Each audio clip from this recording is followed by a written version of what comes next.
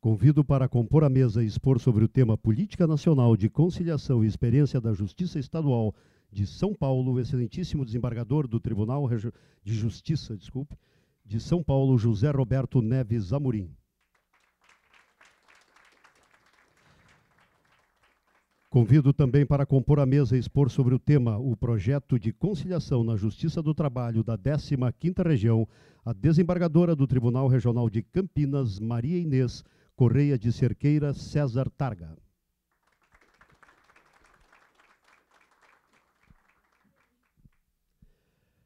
Com a palavra o presidente da mesa, desembargador José Ernesto Manzi.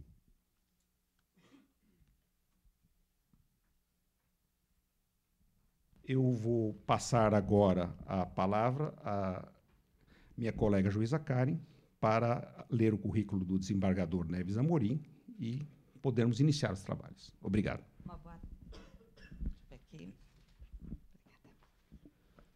Uma boa tarde a todos. Só para lembrar que nesse painel nós vamos ter dois temas.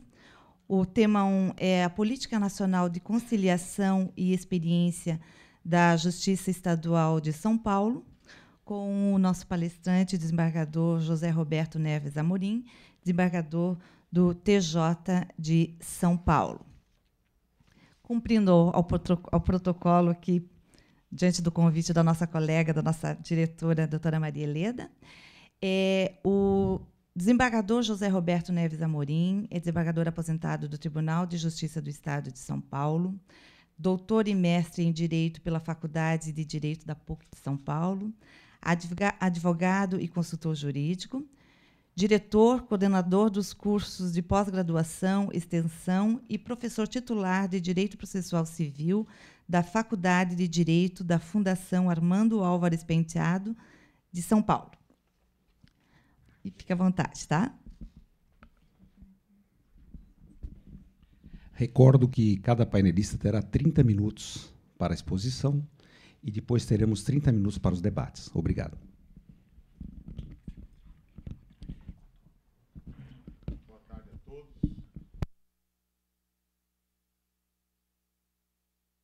O convite da desembargadora Mari, muito obrigado. É uma honra estar aqui, participar de um evento tão importante, de um tema tão que nós precisamos efetivamente discutir e achar alguns caminhos importantes para a justiça como um todo, né?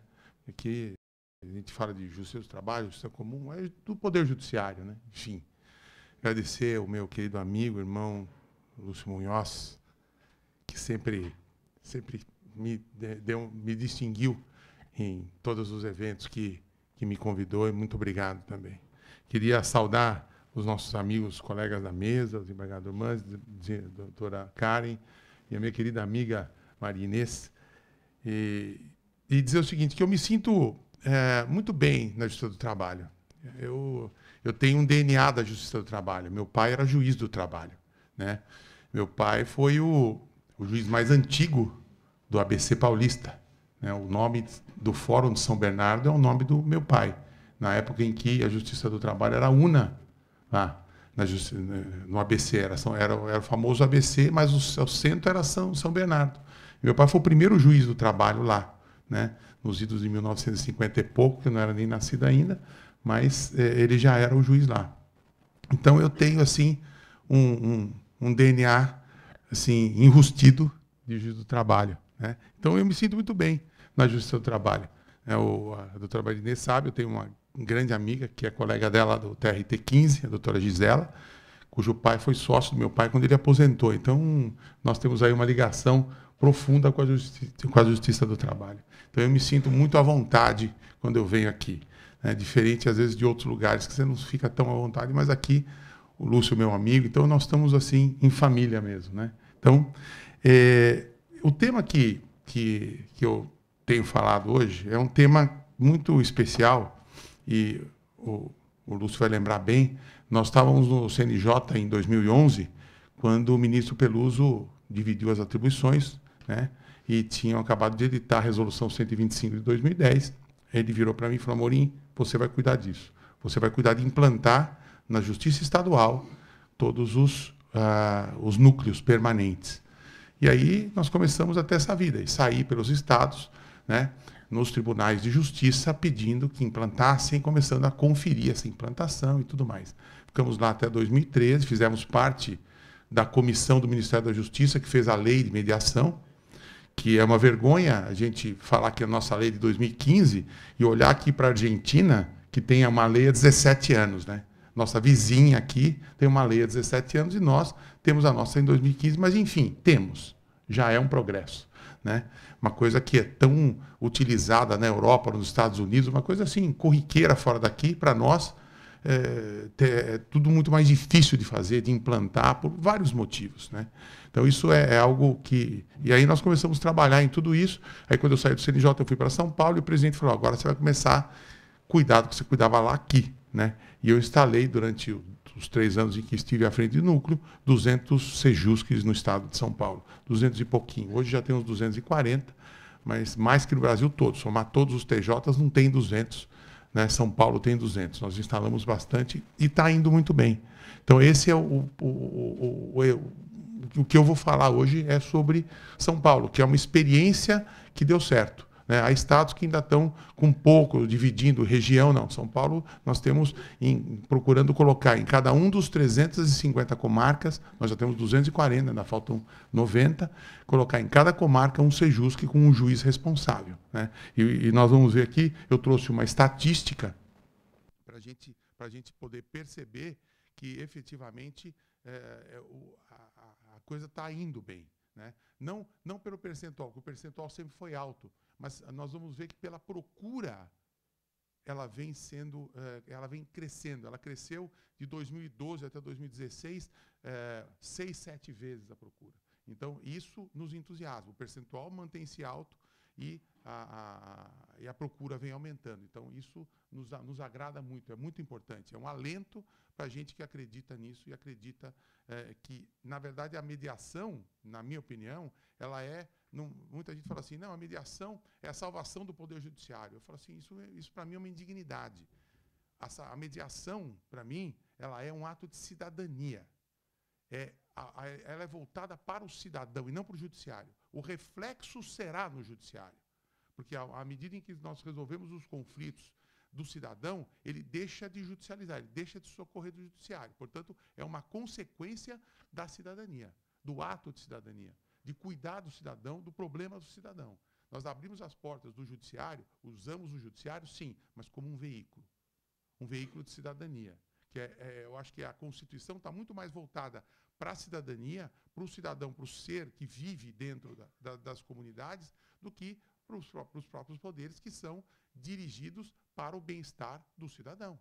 Então, se nós olharmos sob essa ótica do bem-estar do cidadão, é isso que a mediação faz. Ela cuida do bem-estar do cidadão. E nós, do judiciário, teremos um reflexo, portanto, diminuindo a judicialização, diminuindo o número de processos e assim por diante. Né? Que eu costumo dizer que isso é uma cadeia.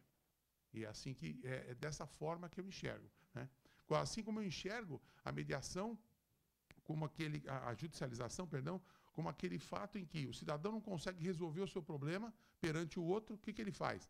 Ele terceiriza o problema dele. Ele pega e procura o Poder Judiciário e diz para o juiz, para o Estado juiz, olha, eu sou incompetente para resolver o meu problema, resolva para mim. E depois ainda fica bravo com a gente, né? Fica bravo com o juiz.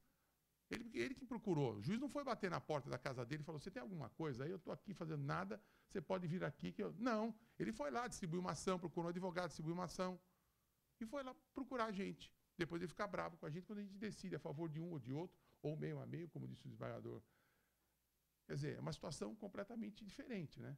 Agora, nós temos que pensar que nós temos um mundo do judiciário, um mundo muito complexo. Né? Nós temos um judiciário com mais de 17 mil juízes, são números que estão lá no CNJ. Né?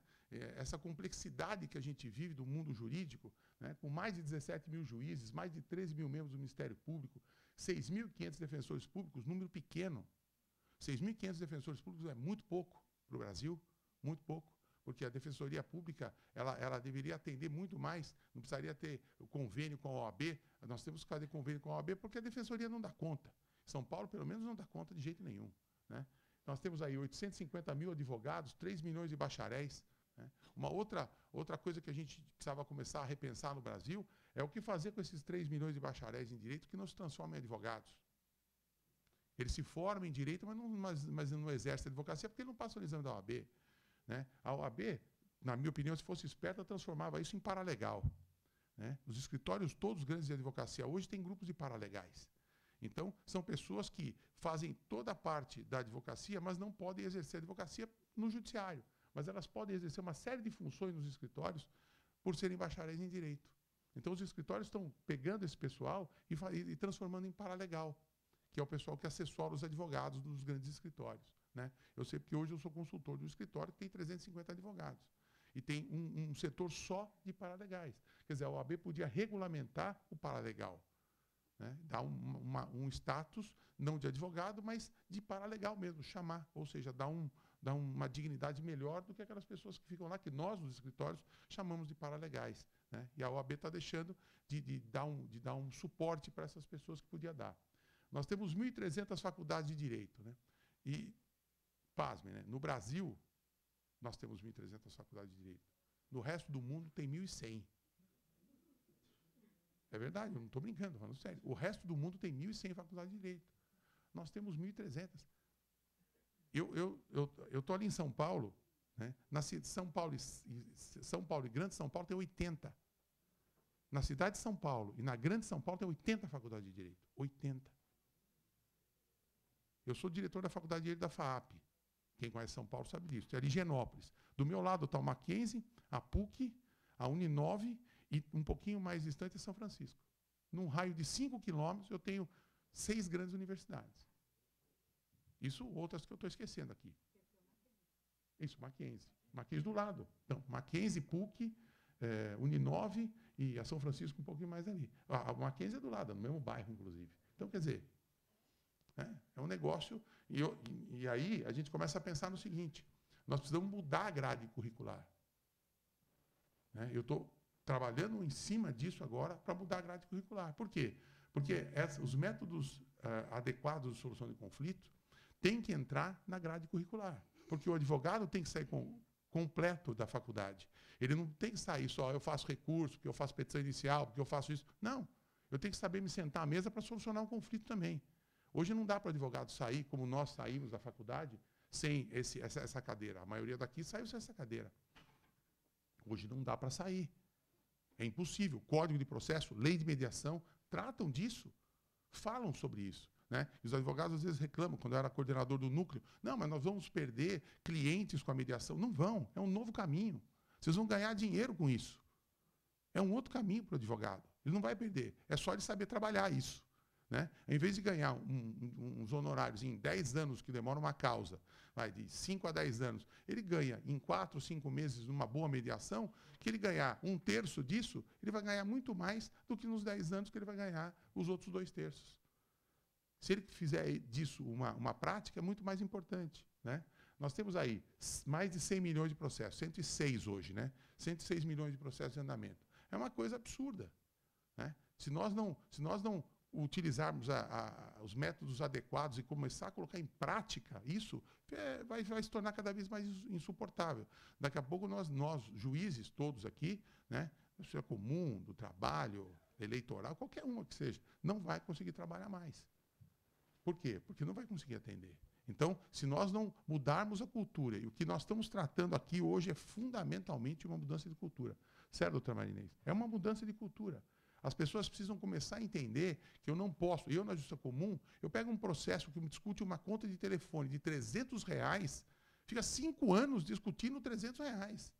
Isso não existe em lugar nenhum do mundo. Isso não existe. Quanto custa um processo para o Estado por ano? Em média, R$1.000. Vamos botar, em média, R$1.000.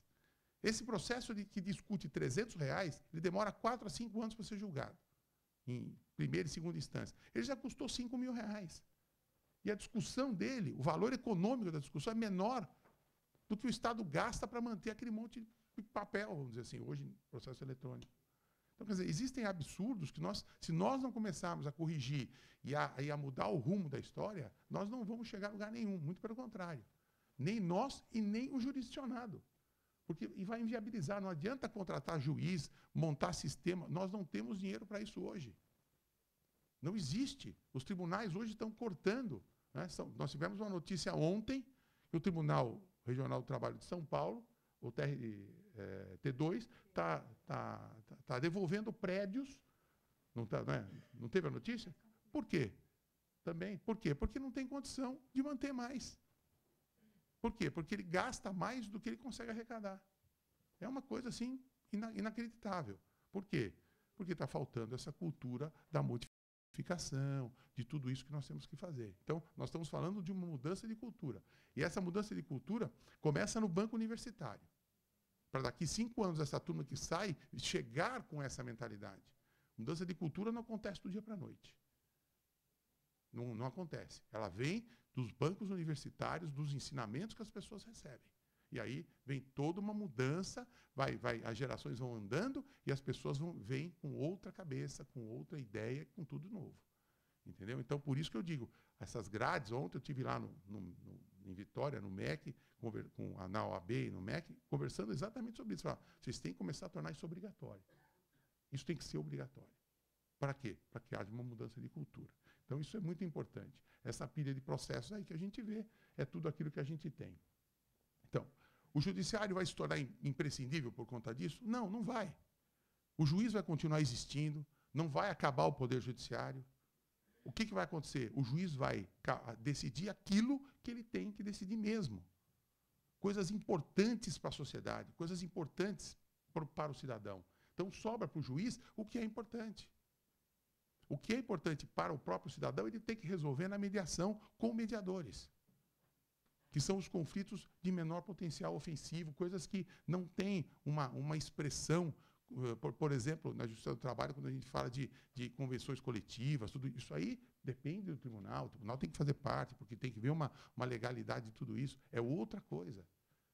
Tá certo? Agora, ficar julgando, no nosso caso, briga de vizinho e conta de telefone de R$300, não é possível. Não é possível. Por isso que a gente fala que o Sejusc que cresce tanto por conta, na Justiça Estadual, a matéria do Sejusc é muito importante. Por quê? Porque ela é essencialmente consumerista e familiar. E a mediação é muito sensível ao direito de família. Nós vamos ver aqui que 83% dos processos de família são resolvidos na mediação. Ou seja, de cada 100 processos, 83 são solucionados na mediação, na área familiar. Por quê? Porque é uma área sensível. Então, isso é extremamente importante. Né? Então, o processo dificulta a comunicação das partes, sempre dificultando, sempre trazendo a controvérsia e as brigas. Né? E o sistema tradicional de resolução dos conflitos afasta as pessoas, porque toda a judicialização é um problema. Judicializou, acabou. As pessoas entram em conflito. Por isso que nós vamos ver na estatística também que quando é pré-processual, ela é muito melhor.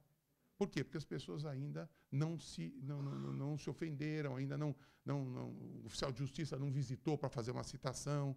Então, tudo isso é muito importante. Por isso que a pré-processual ela é fundamental, ela é importante. Esse sistema burocrático ineficiente tem que acabar.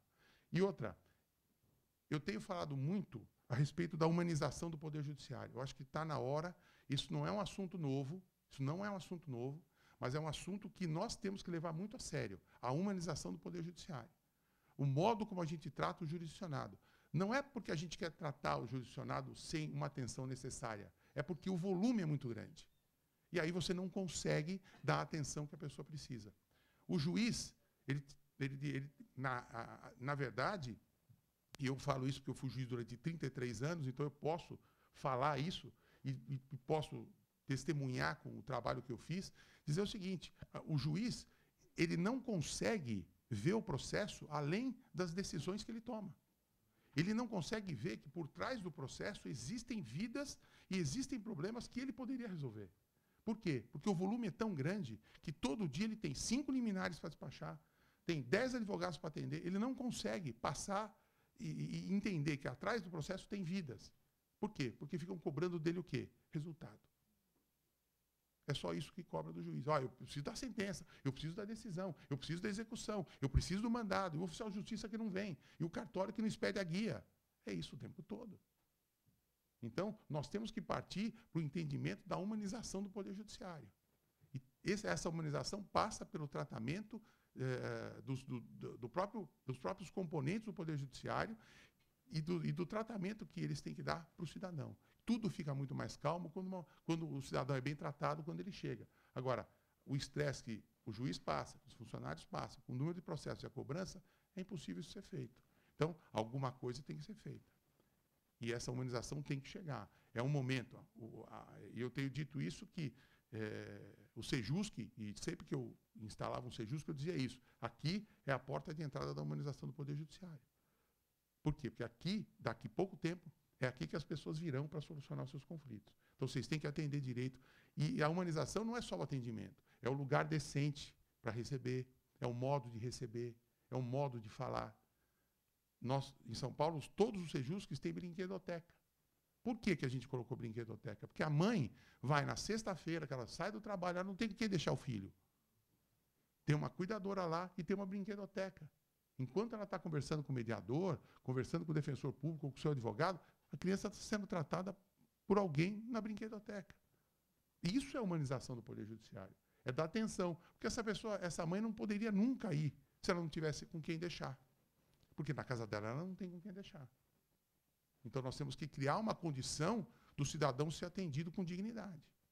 Isso é fundamental. Então, essa é uma exigência que nós sempre fizemos e podem visitar.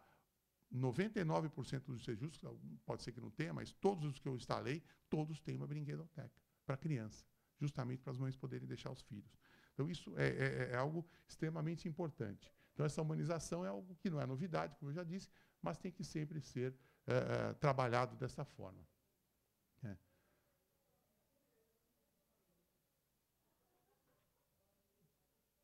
Bom, e aqui o Kant não cansa de dizer, e a gente tem que... Aí é o começo de tudo. Quando a gente fala assim, é no problema da educação que assenta o grande segredo do aperfeiçoamento da humanidade. É o que eu estava acabando de dizer. Nós temos que educar bem as pessoas para que elas possam entender o problema dos outros. Se você tem problemas, você não vai conseguir resolver o problema dos outros. Se não tiver uma educação de não jogar o papel no chão. É simples. Mas a gente continua jogando. São coisas muito simples. Isso é um problema de educação, né? Então, isso é muito, muito triste da gente ver, né? Então, a gente leva em conta o que na humanização? Os aspectos físicos e os aspectos emocionais do cidadão, né? Então, esses são os benefícios que o judiciário vai ter.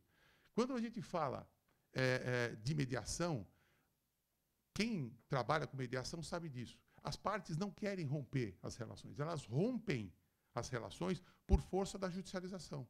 Quando elas não judicializam, elas não rompem. Elas não querem romper. Mas quando alguém judicializa, rompe. E com a sentença do juiz, piora o rompimento. Porque aí um ganhou e o outro perdeu. Então, esse é um outro problema muito sério, né? Então, a gente busca a paz, a justiça social e, sobretudo, o diálogo. Quantas vezes a gente participou de mediação em que a pessoa queria apenas e tão somente falar e ouvir. Ela não queria nada mais que isso. Eu posso citar um exemplo. Uma vez eu era juiz da vara de família e eu fui resolver, fui ler um processo, e era um processo muito simples, de um casal que já estava separado. E aí eu chamei os dois para saber o que estava acontecendo. Eu falei, não é possível. Aí eu conversei com o marido, que tinha proposto a ação, e ele me explicou. Eu entendi e falei, bom, e a senhora quer falar alguma coisa? Ela falou, quero. Eu falei, pois não, pode falar. Doutora, a senhora é a primeira pessoa que pergunta para mim o que eu tenho para falar. Eu falei, mas e o seu advogado? Não, meu advogado eu contratei. Ele falou, agora falo eu, por você. Ele falou assim, nem assim eu pude falar. Quer dizer, o senhor é a primeira pessoa que me pergunta se eu tenho alguma coisa para dizer. Ela queria só falar. E ela simplesmente fez isso. Ela contou a história, falou, não, eu faço acordo, acho que tá bom, tá bom. Mas por quê? Porque não deixava ela falar. A pessoa queria só se expressar. É uma coisa tão simples, mas que, para cada um, é o seu problema. Para mim, aquela conta de R$300 de telefone do meu vizinho não me toca, mas para ele é um problema sério. Então, cada um tem o seu problema sério. E é isso que a gente precisa entender, que o outro também tem esse tipo de problema. Então, esse é o grande problema que a gente acaba tendo. E aqui, quando eu dou as aulas do curso de mediação, na Escola da Paulista da Magistratura, que eu sou coordenador do curso, eu chego na altura do curso para os mediadores e falo assim, leiam essa frase. Se vocês se encaixarem nessa frase, vocês serão bons mediadores. Se vocês não se encaixarem nessa frase, esqueçam, mudem. Não adianta ficar aqui. Vocês não nasceram para isso. Então tem lá, conheça todas as teorias, domine todas as técnicas, mas ao tocar uma alma humana, seja apenas outra alma humana. Não adianta eu saber tudo tecnicamente se eu não tenho sentimento, se eu não tenho sensibilidade, para entender o problema do outro. Adianta não. Eu sou um ótimo técnico, eu sei tudo, leis, mas na hora de eu sentar com uma pessoa, eu não consigo entender o que está dentro dela. Então você não serve para ser mediador. Se eu sou um mediador, e a teoria do mediador é a aproximação das pessoas, é fazer com que elas se entendam, mediante a proposição de soluções por elas mesmas. Ora, se eu não sou capaz de conduzir isso, como é que eu vou ser mediador? A minha condução é fundamental. Eu não vou opinar, eu não vou falar faça isso ou faça aquilo, não é essa a história. A história do mediador é outra. Ele induzir, ele fazer a ligação das pessoas. E por que 99% das mediações são cumpridas? Nós homologamos as mediações, vira uma sentença judicial, passível de execução se não for cumprida. Nós temos menos de 1% em São Paulo. Por quê? Porque a solução partiu da pessoa. O mediador tirou, a pessoa falou, eu quero isso, eu também quero isso.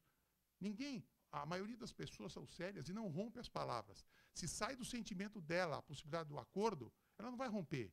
Porque não foi um terceiro que propôs, foi ela. Então ela está vinculada moralmente àquilo que ela propôs. Então ela cumpre. Nós temos mínima execução, mínima, muito pouca coisa, né? Então, aqui, o funcionamento do Sejusc em São Paulo, o que é um núcleo? O núcleo é o centro de gestão. Todo tribunal de justiça tem um núcleo. Esse núcleo comanda todos os Sejuscs e comanda a política pública de mediação do tribunal. E ele é responsável pela instalação de todos os Sejuscs.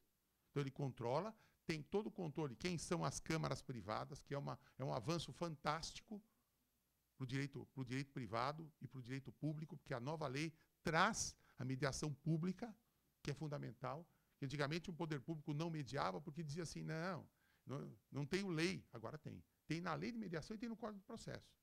Então, não dá para dizer que não vai fazer. Tem que fazer. Por quê? Porque o cidadão, às vezes, tem que pagar o IPTU. Ele não consegue pagar porque perdeu o emprego. Ele tem que esperar uma execução fiscal. Quer dizer, ele não pode procurar o Estado e falar, gente, agora eu já estou empregado de novo, eu queria pagar aquilo. Eu tinha uma opção, ou eu pago o IPTU ou eu como. Qualquer um de nós faria o quê? Eu como. E deixo o IPTU para depois, porque a execução vem lá para frente. Agora, ele recuperou o emprego, ele quer limpar o nome dele. O poder público fecha as portas. Não, só na execução. Como só na execução? Então, nós instalamos em São Paulo um Sejusc com a Prefeitura de São Paulo, no centro de São Paulo.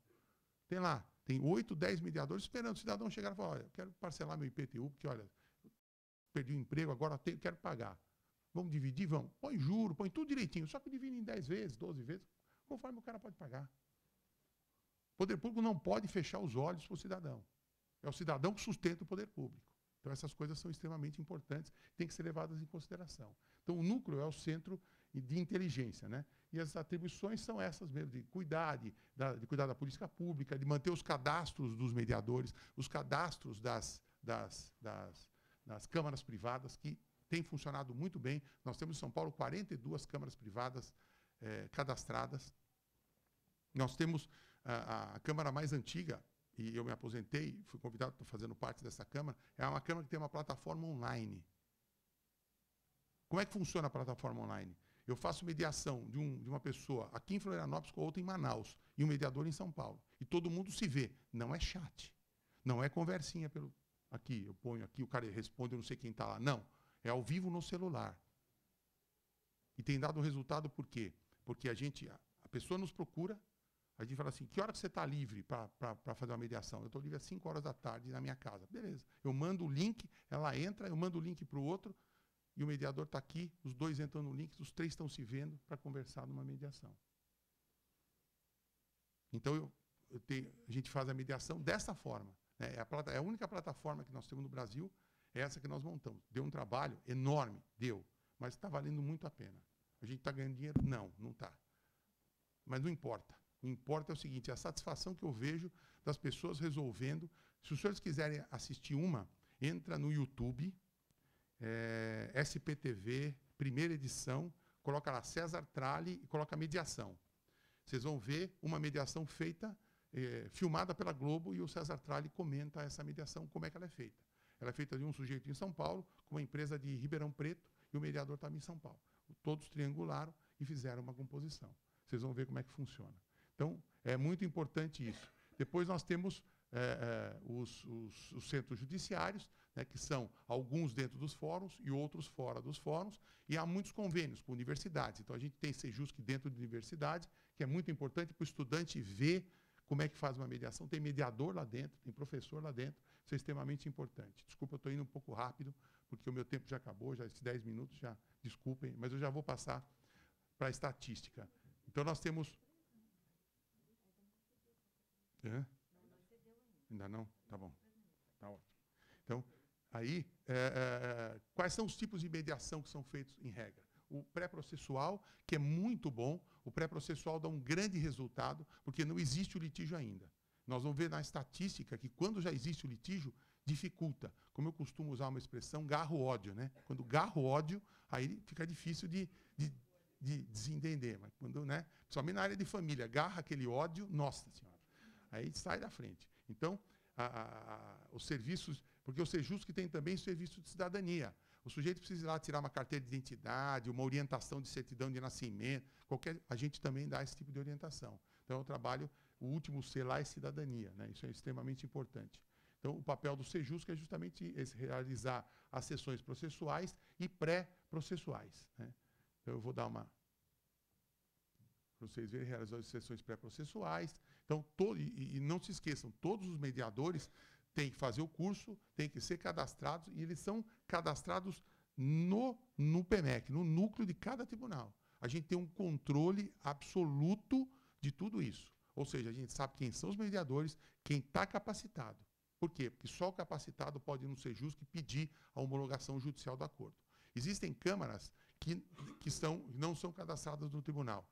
Essas câmaras fazem acordos extrajudiciais.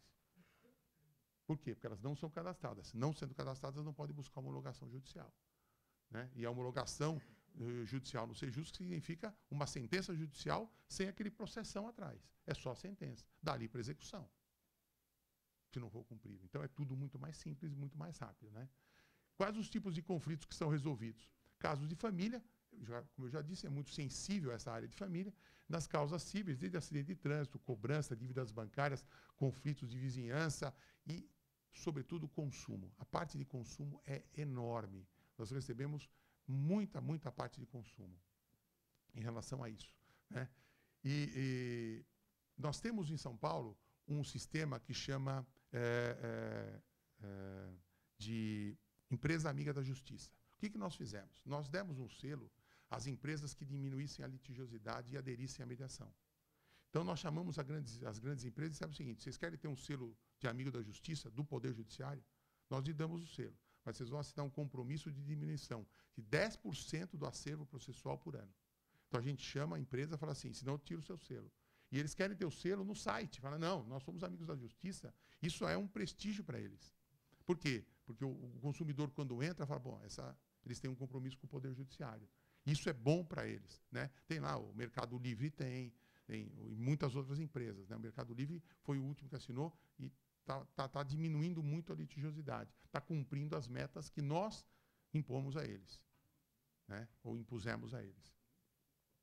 Bom, aí vem o novo CPC e a lei de mediação, né? Eu falando aí, o novo CPC, em 4 momentos importantes, fala sobre mediação, fala em vários outros, mas ele divide efetivamente em 4 momentos diferentes, né? Grandes momentos, quando ele coloca a mediação como princípio.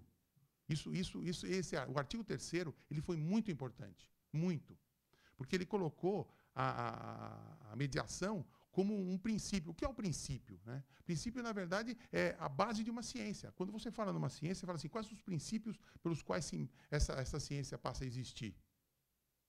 E aí você diz, você vai dizer quais são os princípios. E ele colocou como principiológico no código, tanto é que ele coloca algumas obrigações para as pessoas cumprirem, caso contrário, caso não partam primeiro para a mediação. Por exemplo, a obrigação das 2 partes estarem presentes. Só se uma negar, não adianta, vai ter mediação. Então ele fala assim, os dois têm que recusar. Os dois. Se um ficar quieto, vai ter mediação. Se alguém não comparecer, ato atentatório à dignidade da justiça, então ele começa a penar, 2% de multa, e aí por diante. Então ele começa a colocar em posições que nos dão a entender o seguinte, olha, eu quero que vocês se sentem para conversar. Esse é o recado que o Código dá. O novo Código e a Lei de Mediação, colocando todas essas imposições. Então isso é extremamente importante, né? Tanto é que na área de família, ele fala assim, na área de família ele diz, olha, que é o 695 ao 699, ao 697, ele fala assim, não adianta os dois recusarem, tem que sentar, tem que fazer mediação. Por quê? Porque a área de família é sensível. Ele destacou, se vocês olharem os códigos comparados e pegarem essa área de família, vocês vão ver que não tem correspondente. É só o código novo. Ele fala assim, do outro lado não tem. No antigo não tinha. Portanto, ele trouxe essa obrigação. Ou seja, ele fala assim, tem que fazer. Esse é o meu princípio agora. Todo mundo tem que mediar primeiro. Então, é muito importante que a gente tenha isso. E agora eu vou encerrar com as estatísticas, né? Por exemplo, a pré-processual cível. Vocês podem ver, aqui, em 2012, nós fizemos 13 mil audiências com 8 mil acordos. 64%. Olha quantas vezes aqui, nós temos aqui, ó, de 8 mil para 45 mil acordos. De 13 mil audiências para 82 mil. E o percentual varia de 65, 50, 58, está tudo por ali. O que nos interessa aqui é dizer o seguinte, não é o percentual que nos preocupa, é a procura. E a procura está crescendo. Né? Então, a gente vê que as pessoas estão procurando cada vez mais a mediação. Isso significa o quê? Que elas estão começando a entender que a cultura tem que mudar. Né?